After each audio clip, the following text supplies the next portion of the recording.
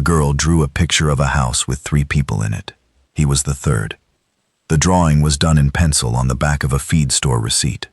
The house was square with a triangle roof and 2 windows, one on each side of a front door, and a chimney with a curlicue of smoke coming out of it, the way that children draw houses, simply, boldly, with the confidence that the essential elements are sufficient, and that detail is unnecessary, because the drawing is not about architecture or proportion, but about meaning. There were 3 people standing in front of the house. 2 of them were clearly a woman and a girl. The woman tall with a long skirt, the girl small with stick arms, holding hands. The third was a man, standing slightly apart from the other 2 but facing them.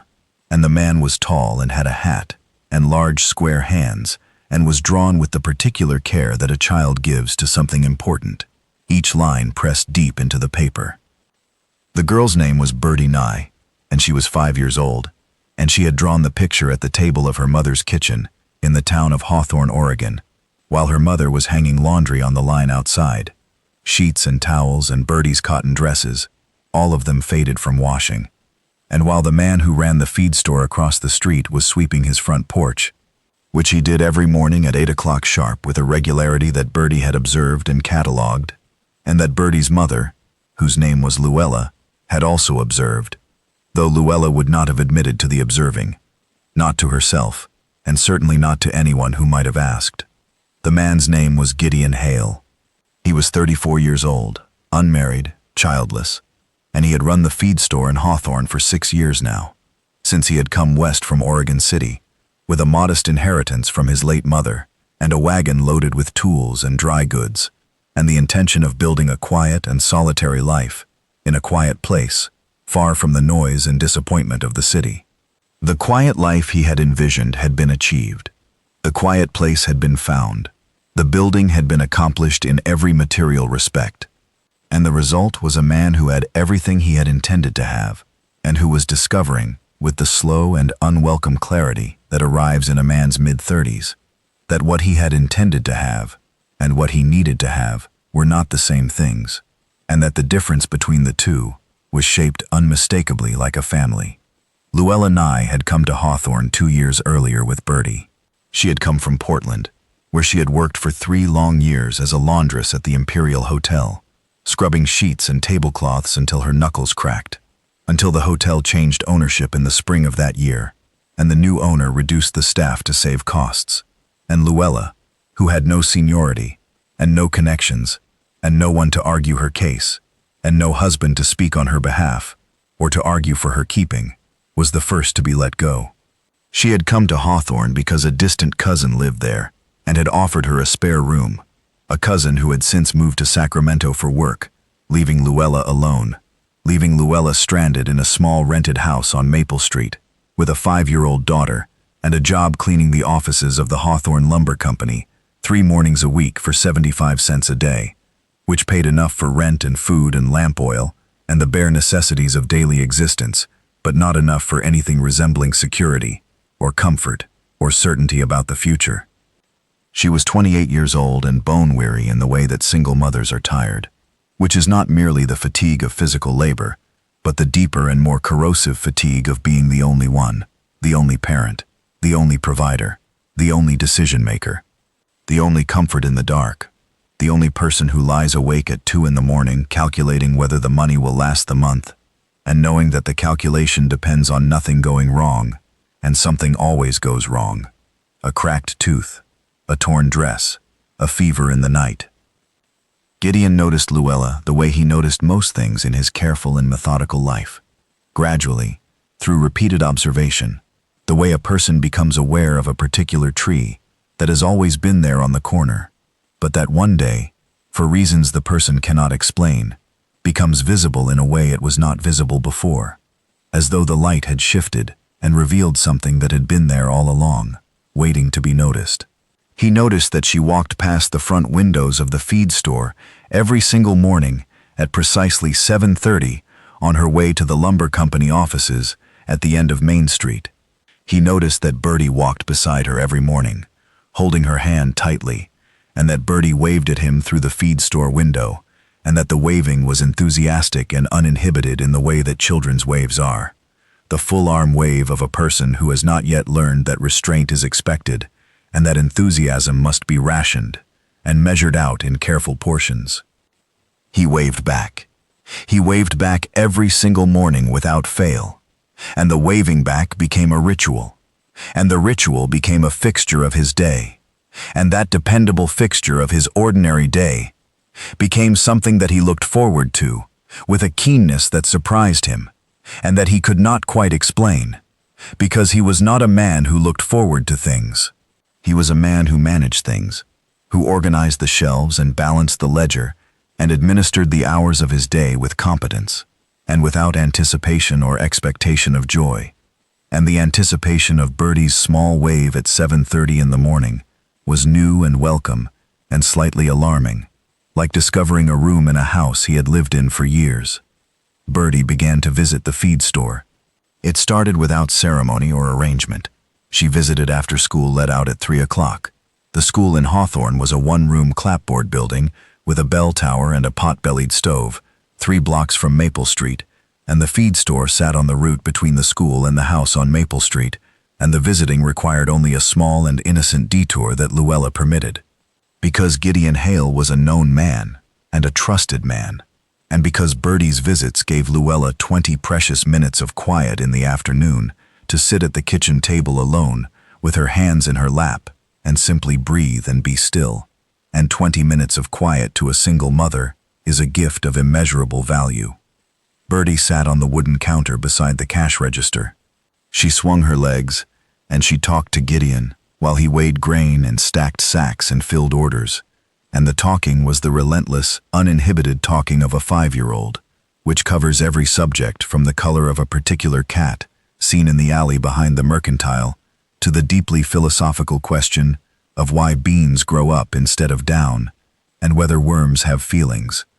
And Gideon listened to every word of it with the serious and careful attention that Bertie's conversation deserved, which was total and undivided and genuine, because a man who listens to a child as if the child's words matter is a man who understands something important about the world, and Gideon Hale understood it without knowing he understood it, the way that good men often understand the most important things about themselves last.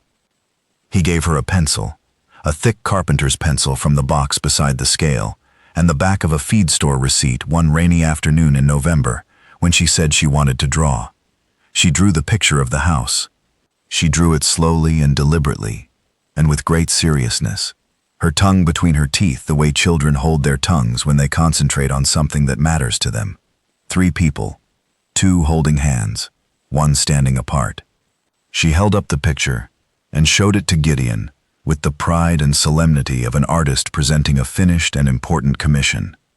"That is our house," she said, pointing to the square with the triangle roof. "It is a fine house," Gideon said, leaning forward to study the drawing with appropriate gravity. "That is Mama." She pointed to the tall figure. "That is me." She pointed to the small figure. "That is you." She pointed to the third figure, the man with the hat. Gideon looked at the picture. He looked at it for a long time. The picture was simple, a child's drawing on the back of a receipt. But the simplicity was its power, because a child does not draw what is but what should be. And what Bertie had drawn was a family, and the family included him, Gideon Hale, the feed store man. And the including had not been negotiated or discussed or analyzed, but had simply been decided by a 5-year-old with the authority that children possess when they see the world as it ought to be, rather than as it is. "Bertie," he said, "does your mother know you drew this?" "No. Can I give it to her?" "Yes. You should give it to her." Bertie took the drawing home. Luella found it on the kitchen table when she came in from hanging laundry. She picked it up from the table and studied it, and she recognized the figures immediately: herself, Bertie, and the man with the hat. And the recognition did something to her that she had not expected. It did not make her angry or embarrassed or amused. It made her honest. It made her honest in the way that children's drawings make adults honest, by stripping away the careful stories that adults tell themselves about what they want, and replacing them with the simple truth drawn in pencil on the back of a feed store receipt, of what is actually there, and what has been there for months, and what they have both been too careful or too frightened to name. She went to the feed store that evening. Bertie was in bed. The store was closed, but the light was on in the back room where Gideon did his accounts. She knocked. He came to the door in his shirt sleeves, a pen still in his hand from the ledger work. "Bertie drew a picture," Luella said. Her voice was steady, but her hand was not entirely so. She held up the drawing. Gideon looked at the drawing. He had already seen it, but seeing it in Luella's hand was different from seeing it in Bertie's hand, because Luella's hand was the hand of a woman who understood what the drawing meant and who had come to his store at 8 o'clock in the evening to discuss it. And the coming, alone, at night, with the drawing held before her like a lantern, was itself a statement. "She drew me in front of your house," Gideon said quietly. "She drew you in front of our house. She drew a family. I know what she drew. Do you know why she drew it? Because she is 5 and she draws what she wants. She draws what she sees. She sees you wave at her every morning. She sees you listen to her talk about beans and cats. She sees you give her pencils and paper, and your attention, which is the thing she wants most, because the attention of a man who is kind and steady and patient is the thing she does not have, and the thing she has decided she needs, and she has decided it with the certainty that children have when they see something clearly, and I think she sees this clearly." Gideon stood in the doorway. The lamplight from the back room was behind him, and the street was dark, and Luella was standing on the step, and the drawing was between them, held in her hand like a document, like evidence, like the argument of a 5-year-old rendered in pencil and presented by her mother as fact. "What are you telling me?" he said. "I am telling you that my daughter drew a picture of a family, and you are in it, and I came here tonight because I wanted to know if you want to be in it." Gideon was quiet. He was quiet the way the feed store was quiet after closing. Not empty, but settled. Everything in its place. The day's work done, and the evening stretching out ahead with nothing in it but the question that had just been asked, and the answer that was forming in him the way that seeds form in the soil, slowly and inevitably, pushed upward by something that cannot be stopped. "I have been sweeping the porch at 8 o'clock every morning for 2 years, he said at last. "I do not need to sweep the porch every morning. The porch is clean by Tuesday, sometimes by Monday. I sweep it because at 7:30, your daughter waves at me through the window, and your hand is in hers, and you walk past, and the walking past is the best part of my day. It has been the best part of my day for 2 years, and I have not said anything, because I did not know how to say it, and because saying it would change things, and I was afraid the changing would be a loss rather than a gain." "Is it a loss?" "No, it is not a loss. It is the opposite of a loss." Luella smiled. The smile was small and tired and real, the smile of a woman who has been carrying everything alone, and who has just been told that the carrying can be shared. She held out the drawing. "Bertie wants you to have this," she said. Gideon took the drawing. He held it the way he had held it when Bertie first showed it to him, with care, with attention, with the seriousness that a 5-year-old's vision of the world deserves. He looked at the 3 figures, the woman, the girl, the man with the hat. "Tell Bertie," he said, "that the man in the picture would like to come to dinner." He came to dinner the next evening, and every evening after that. He came with food from the store, flour and sugar, and tins of peaches, and the occasional cut of good beef or a jar of blackberry preserves that he could not justify keeping for himself, but that he could justify, in the quiet arithmetic of his conscience, bringing to a woman and a child who ate beans 4 nights a week, and who deserved better than beans. He came and he sat at the small wooden table, and Bertie sat beside him on the bench and talked, and he listened, and Luella sat across from them and watched the 2 of them together, and the watching filled something in her that had been empty for a long time. A space in the center of her chest that she had stopped noticing was empty, because the noticing was too painful, and because the filling of it had seemed, for 2 solitary years, impossible. The drawing stayed on the wall of the feed store. Gideon pinned it to the wooden beam beside the cash register with a small tack, where he could see it every day. Customers noticed it. Some asked about it. Gideon told them his friend Bertie had drawn it. He did not explain the 3 figures, and he did not need to. The drawing explained itself, the way all true things explain themselves, simply, without ornamentation, with the quiet confidence of a child who drew what she saw. And what she saw was a family.